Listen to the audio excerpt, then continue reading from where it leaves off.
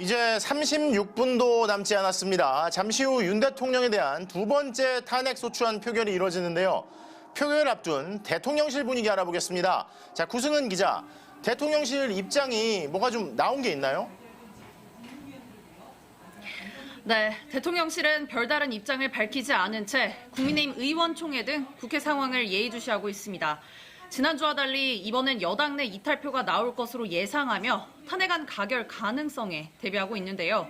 정진석 비서실장 등 고위급 참모들은 주말인데도 출근해 향후 대응책을 논의하고 있는 것으로 전해졌습니다. 대통령실 직원들은 말을 아끼고 있지만 탄핵안 가결 가능성이 높다고 보고 향후 입장을 낼지 여부 등을 검토하고 있는 것으로 전해졌습니다. 윤 대통령은 그제 담화 녹화를 위해 잠깐 대통령실로 출근한 것을 빼곤 내내 관저에 머무르고 있는 것으로 알려졌는데요. 지난주 1차 탄핵안 표결 때와 마찬가지로 오늘도 관저에서 TV 생중계로 표결 과정을 지켜볼 것으로 예상됩니다. 자, 탄핵안 표결 이후 대통령실 상황은 그러면 어떻게 되는 건가요? 만약 윤 대통령에 대한 탄핵소추안이 국회에서 통과된다면 탄핵소추 의결서가 대통령실에 전달되는 즉시 대통령의 직무는 정지됩니다.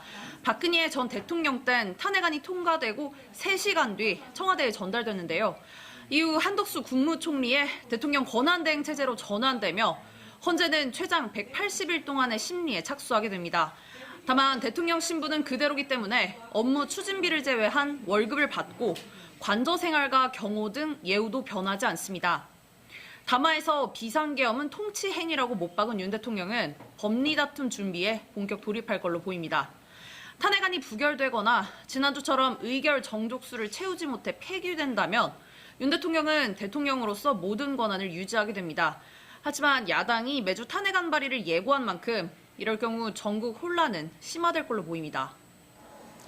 자, 탄핵안이 만약에 가결이 되고 대통령 직무가 정지가 되면 한덕수 국무총리가 대통령 권한을 대행하게 될 텐데 총리실의 분위기는 어떻습니까? 네, 총리실 직원들도 정부 서울청사에 출근해 탄핵안 가결 상황에 대비하고 있는데요.